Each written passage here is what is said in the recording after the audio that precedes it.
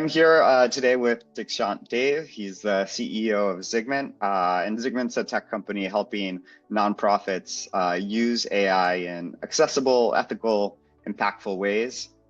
Here at the BBB Giving Alliance, we've always been exploring how emerging technology can help donors, can help charities, especially tools that are built with values of transparency and trust. At the center. So we're very excited to be working with Zigment and welcome Dikshant. Thank you, Ezra. Nice connecting with you here again, and thanks for having me here. Great. So just to jump right into it, so Zigment has worked with large businesses, large enterprises, medium businesses. You're interested in the nonprofit space. What got you interested in working with charities and nonprofits? Yeah, interesting question. With the AI, Agentic AI to be specific, our moat or the driver has been that you can now do a lot more with very little resources than you could possibly kind of do it, early in the previous, pre-LLM era. Now, when we talk to kind of enterprises, of course, there is interest. There are, a lot of because there is a monetary aspect, there is an aspect of kind of revenue bump or kind of saving costs. For us, when we were looking at mapping out like who benefits from this technology the most, nonprofits somehow like this, and this was not by design, this was just on our exercise that like nonprofits started surfacing up when we started looking slightly deeper into the space and talking to people like you included. We realized that like how nonprofits have been functioning and then having to do so many things, so many activities with very little resources. Most people are kind of volunteering to kind of spending some time. That makes it challenging to actually do a lot of activities and then kind of give them all that you have to bring in results.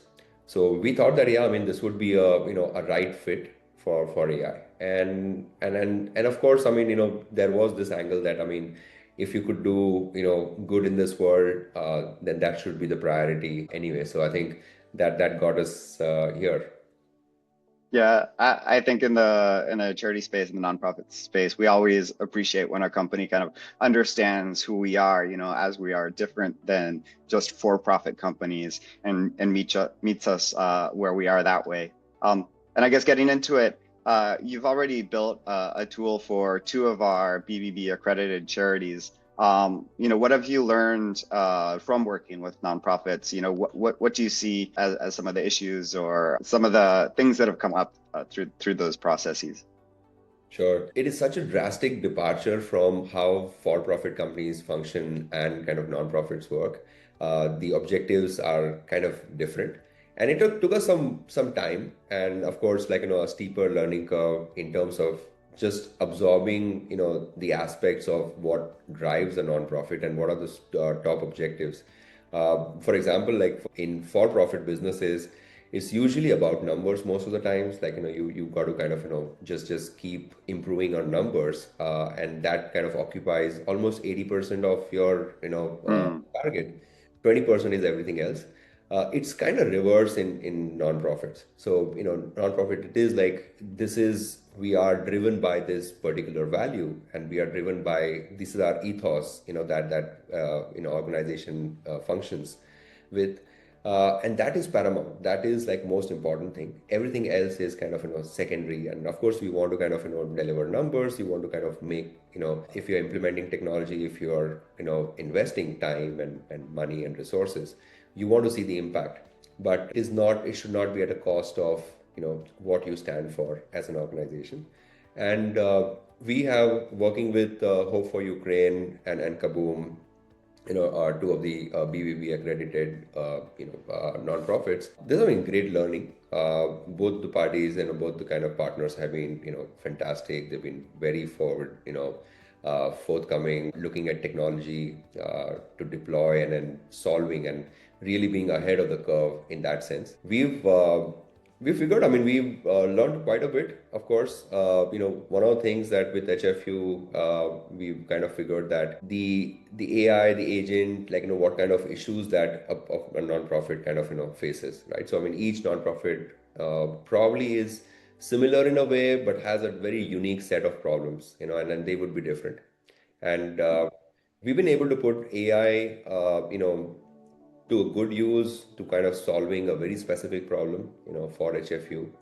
And that's been kind of, qualifying, like, empathetically, addressing concerns from their, audience, and, delivering answers, kind of, helping them make a, decision, in a Hmm. lot of cases providing information. But all in all, making sure that you, as an AI, is an extension of the same principles, same values, that organization stands for. And so implementing that at an AI level and making sure that it functions not most of the times, but all the time, Hmm. has been like a journey, but we've kind of loved every step of that journey. Yeah, and we were excited to be a part of that journey, kind of in those initial conversations between Zigment and these charities, and seeing how both your staff and the charity's staff, weren't like, okay, we want to use AI for AI's sake. They said, we have a specific problem that we want to solve. Can AI do this? And your staff was able to kind of envision kind of a path towards helping, and it seems like in both cases it's turned out well. So I guess to get more specific, what sort of solutions does Zigment offer? Like what does your AI actually do? What sort of problems can it help solve for nonprofits, for charities? Okay, great question, and thanks for asking that, Ezra. So, I think from what we have seen, primarily the engagement with your potential donors, volunteers, or general users who are coming onto your website or engaging with your social media channels, say for example, Instagram, or reaching out, sending SMS, or in any way trying to kind of get in touch with you.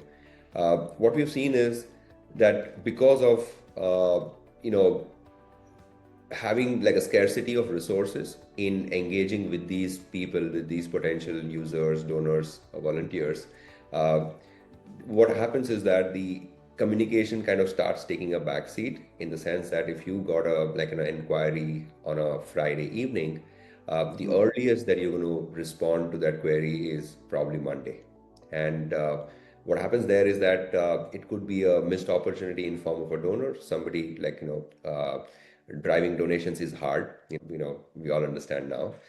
So missing out on such opportunities is kind of expensive for most organizations. And so what we do is we create the first level of engagement, between the organization and their potential users, and we deploy AI to kind of do that. And what happens because of this is that you are engaging with your potential users right at the time when they are kind of, interested in knowing more, kind of, asking questions, etc. And just by doing this with empathy, within the guardrails, making sure that you are kind of, still adhering to the values, philosophy of the organization, and yet trying to kind of, like answer, or kind of, address the questions and queries of the user.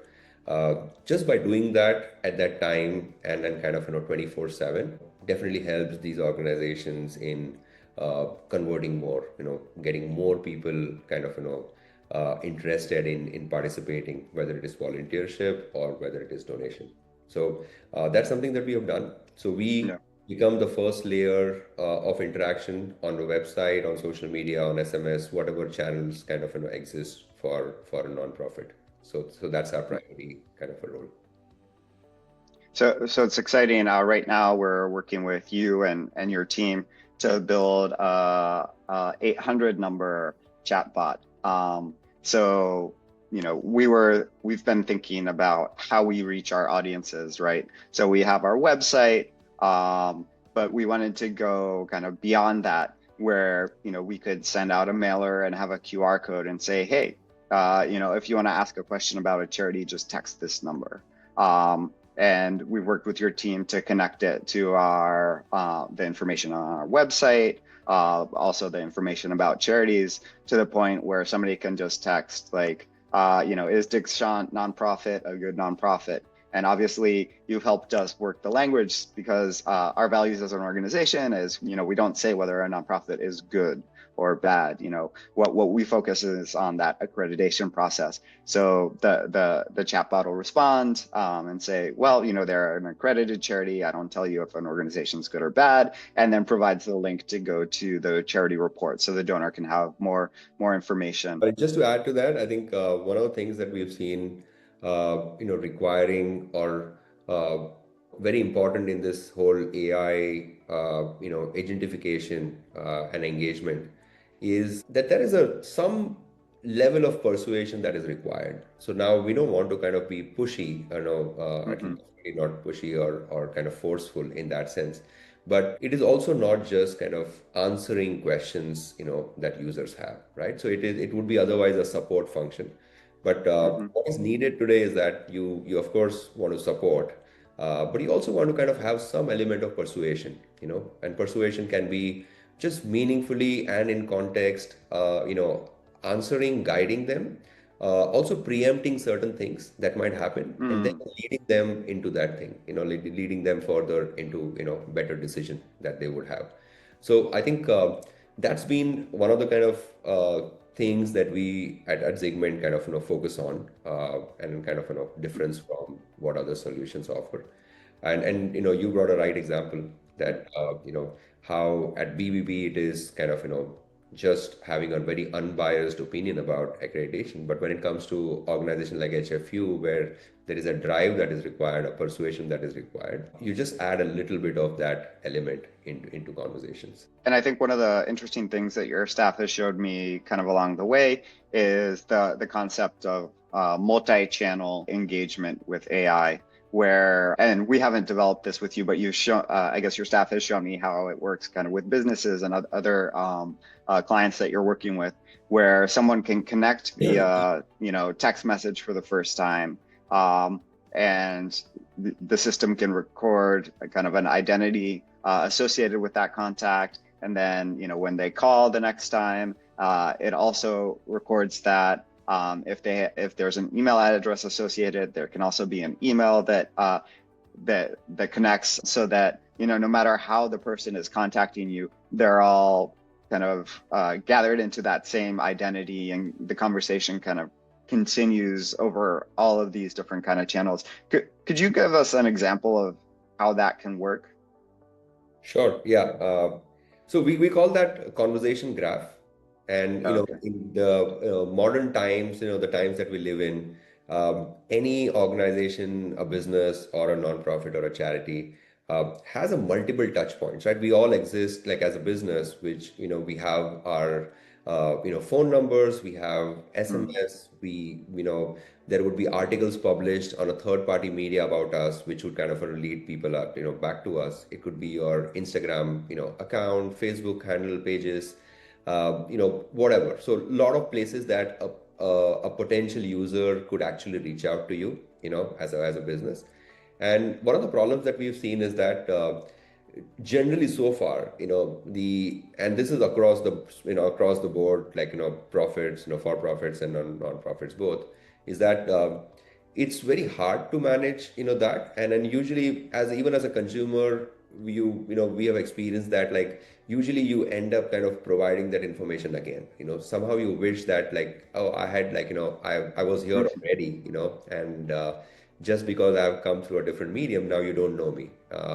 So we call it a loss of context. Like, context kind of misses out, and we thought as a Zigment, as a platform, that was one of the problems that we wanted to solve. That if you have multiple touch points, how do you now with agentic AI you solve for that? Ezra coming to a website and Mm-hmm. later after 5 days kind of commenting on a Instagram post, it is same Ezra. And whatever interaction that happened on a website, it's important that we carry forward that conversation or context back into the Instagram comment. So I know as a system, you got to understand that it's the same user, and then you already have certain information about that user. So, real example is, if you have multiple, touch points or multiple kind of Facebook, website, SMS, etc., we ensure that user coming from any point is understood as long as we have the information in the system, and the conversation basically continues from where you left last, no matter which channel or which kind of medium that was on. Mhm. So, and as I said, we call it conversation graph because that's like a one universal timeline of all the events and activities and communication that has happened between the user and the organization. And we store it internally so that stays, for forever. And basis that you could now have a far more richer engagement with that user, knowing that, okay, like Ezra had donated, for this organization like 3 years ago, and then there was no, Mhm. connect, but like after now 3 years, he's asking some more questions, and that's very important that you kind of carry that forward and make that person felt, understand that, hey, that your donation helped us like immensely back then, and like, Mhm. and then start a conversation or address, whatever concerns or queries you may have. Yeah, I think one of the examples your staff walked me through was, let's say, a charity puts up something on Instagram saying that there's a volunteer experience available, and the person messages, "Hey, I want to be part of this." The AI bot can be like, "Great, which day works best for you, Tuesday or Wednesday?" The person, says Wednesday. "Oh, great, what time?" And they select a time, and then the bot again through Instagram can be like, "Okay, great. Now give me your email address and I'll send you confirmation, and give me your phone number and I'll send you a text to confirm the day before." And all of that can get stored into the charity's database, whether they're using Salesforce or Microsoft Dynamics or, things like this. And then the day before, the individual who's volunteering gets an email that day saying, "Hey, you're confirmed," and then the day before they get a text. And if they get the text and say, "Oh, actually, I can't make it at 8. Can I do it at 9?" The AI knows exactly who they were from the Instagram conversation and says, "Sure, 9 is great. I'll send you another confirmation email." Let's say they're running late or something like that. They can reply to the email and say, "Oh, I'm 30 minutes late." And then the AI kind of knows who they are from all of these touch points, and can then send a follow-up message on Instagram the day afterwards and be like, "Hey, how was the volunteer experience? Did you enjoy it? Can you rate it?" And then afterwards say, "Oh, by the way, would you like to make a donation to our organization?" So that way to kind of reach people exactly where they are, chat with them on social media, because I think what we're seeing is like, a lot of people live on social media these days, and then to be able to kind of reach them on all of these different channels. When I saw that was just really cool for me to understand and see that that technology is available now. Wow, thank you for explaining that. You explained it far better than I could have, so thank you. No. So one of the things at WJ, BBB Giving Alliance, we think about a lot is trust. That's at the center of kind of our mission is, to help donors connect with trustworthy charities, to help charities demonstrate their trustworthiness. So when we think about, using tools ourselves or talking to the charities we work with about using tools, I think trust is always at the center. It doesn't just matter that a solution is powerful. We also look at, whether it is trustworthy, and, whether, charities can feel good about working with it. We talk to a lot of charities and they say, "Hey, we want to start with AI, but we have concerns." We're a little confused. We don't know what's going to happen if we work with it. What would you say to charity staff, charity leadership, who have concerns, who think about trust and whether AI can be a reliable tool for them to kind of reach out and work with their donors, with their volunteers, these people that they've built these trusting relationships with? Sure. Extremely pertinent point, and I think that the AI era, experiences with ChatGPT and hallucinations and all those things have taught us that, yeah, I mean, there needs to be a guardrail, there needs to be layers, that can. Mm, I think back when we started Zigment, one of the primary, I would say, objectives of the company was that we have to kind of make sure that we deliver and kind of uh, stay true on this aspect of trust, hmm because this is going to be like one of the biggest factors of whether people adopt this or not. And this was reinforced further when we had a conversation with you and kind of rest of the team at BBB. It was it was this, right, that like trust, the whole nonprofit and charity functions on trust. And everybody's like, whether it's volunteer, donor, all the parties kind of rely that they trust the system, they trust the kind of so that cannot be broken at any cost. uh, so I completely agree, and we've baked that hmm into the system. And one of the reasons for our success, so far, whatever limited success we've had, is that we've really focused very hard on trust element, and that is also part of like our product suite. So at a technical level, we have a very solid and robust set of guardrails. A module mm that controls how is AI behaving. Are the responses aligned with the organization's set of principles, compliances, hmm and even the larger regulatory framework that the system exists in. So the guardrails function, and then they kind of make sure that there is always that set kind of is delivered to the end user. The second hmm aspect is of ensuring the data kind of privacy and making sure that data is safe. Now, Yeah. we we implemented again very highest level of data security standards and even our own internal compliance setup. We are affiliated with ISO and SOC 2, GDPR, because we want to make sure that we are doing everything best in our capacity to make sure that the hmm data is safe. In fact, to an extent where some of the larger enterprise deals with even in nonprofits, we make sure that once the system is built and set up, we give the entire control and access to the business owners, like administrative rights to them, where even mm our engineers, if they have to kind of go and fix certain things, it will be audited and it will be based on the request kind of sent to the admin of the system, which will be from the organization side. So this is just to ensure that there is a complete audit trail of everything that happens into the system. So yeah, I think, I mean, we take it very seriously, and I guess that's something that we've got a lot of help from you also in terms of like hmm aspects and what are the things that we should kind of take care in implementation. Yeah. Well, and that's one of the things, like I said before, trust is at the center of what we do, and we have our standards for how we, we work with the charities and whatnot. So when we first talked about collaborating, we went and looked at your documentation, and we saw, like you mentioned, the SOC 2, the ISO, even like the HIPAA compliance. We're like, okay, that's good. But then beyond that, we saw that you have, all of these policies. You have a whole page dedicated to trust. And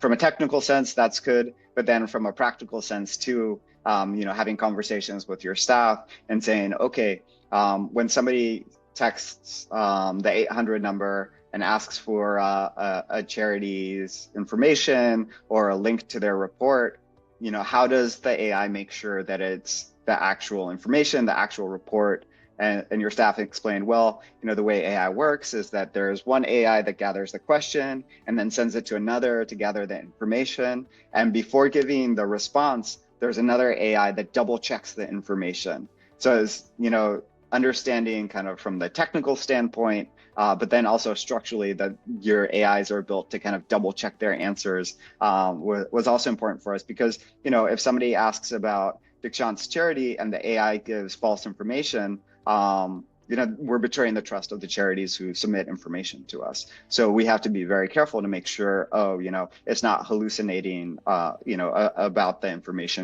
it's sharing. So that was, I think, something that brought a lot of comfort to us when we were thinking about it. And I know that, I mean, you guys kind of, made it very clear that these systems will have to be, aligned with, BBEV's kind of, policies on how it handles information. So we made sure that we kind of bake that into the product, and we use those same policies that you use, for your Mhm. internal systems. So kind of getting towards the end here, just be a more abstract question. For nonprofits, mission is always central, and then working with people is always central. And the way the mission gets done is through the people who work at the nonprofits, the mission-driven people. So humans are kind of at the center of all this work that happens. How do you think about AI and humans? Like, is AI going to replace humans in nonprofits? How can nonprofits keep that kind of human element when they're using AI? How do you think about that? I know this is like a huge question everybody's thinking about now, but I think for our sector especially, it's important because it's the humans who run the organization that make it meaningful, that push the mission forward, and then the humans that people work with. Will AI kind of get in the way of those connections, or will it help establish more? How do you think about that? Yeah, great question. I think, yeah, quite fundamental at that. So we believe that, like, as a organization, right now there are so many things that as humans, we've not been able to do. We kind of Hmm. just the example that I gave you earlier, that if there is a Friday 11 p.m. that you get an inquiry from a user, it is nearly impossible to have a staff or like a team that's going Mm. to kind of be there available. It doesn't make business viability, first of all, and also it feels excessive. So it's very important. It's difficult to do a lot of things today, and there are so many gaps and voids that we just the businesses or organizations leave it out because they're hard to do, or they are kind of just too Mm. expensive, or resourceful. So I think there are so many of such things right now that we can think of AI as the place or the kind of tool to allow us to kind of do that, something that we were not able to Mm. do earlier. What happens then is that the time availability and from your existing staff, or humans who Mm. are kind of doing it, is now can be channeled to doing most important things. And I think those most important things will become even more important, which is, if somebody needed just an information, probably AI can handle it, handle that information provision. But then when it comes to having an actual discussion, human staff is far more equipped knowing that, okay, this is the conversation that Yeah. happened, and then deliver or take that conversation further. So I feel like, HFU's example, I remember, Yuri, the CEO, kind of, telling, our staff that most of the time just went into kind of, addressing the queries which were non-relevant, but still as a Hmm. business, you want to kind of, hold on to answering these queries in whatever capacity. And a lot of time would just go wasted in, their staff just answering these queries, which would be not relevant, Hmm. and as a solution, we've just addressed that. Like, we've not taken anything away from what they would be doing. We've just taken that something that was irrelevant or was not so relevant and helpful for their staff to be engaged in. We've Hmm. taken that and kind of deployed AI, and their staff kind of continues doing, like, things that they would like to do, just in a Yeah. better capacity. Yeah. And talking with Yuri, he said that using AI has freed up staff time, answering these irrelevant questions to do more of the mission relevant work and, answer the questions that they're more aligned with, with their mission and everything. Exactly, exactly. And I think that's I think all of us should look at AI as a tool and a resource that allows us to do that now. I think, humans are smarter, like, they are way smarter. Like, we will evolve with this. Now that we have, something that can take care of a lot of these, low-lying or underlying, things to do, we will kind of, elevate ourselves, quickly onto, some higher, on more fulfilling tasks Yeah, eventually. and more of those kind of human to human connections, free up time for Exactly. for what matters, building those relationships, building that trust in your organization and your brand. I think that's how we think about it too. Um, well, Dikshant, thank you so much for taking this time with us today. We're really excited to collaborate with Zigment, and also kind of share your work and your experience with the charities that we work with, and help our charities explore AI in ways that are responsible, affordable, aligned with their missions. So I'd encourage anyone who wants to learn more to please reach out to Dikshant and his team. There'll be information, on this page or in the YouTube comments description. And any last words, Dikshant? No, I think thanks. You kind of summed it very well. Last thing that I would like to say is that, yeah, I mean, we are here and we kind of, in this journey over the last, I would say, a year and a half, we've Mhm. understood, the nonprofit side fairly well. Association with you and partnership with, Wise Giving Alliance has, just kind of accelerated our learning and our journey in this path, and we want to kind of help organizations in this space to do better, leverage technology, and then just do more of things that these organizations are here for. Great. Well, thank you. Thanks, Ezra. Thanks for having me. Bye bye.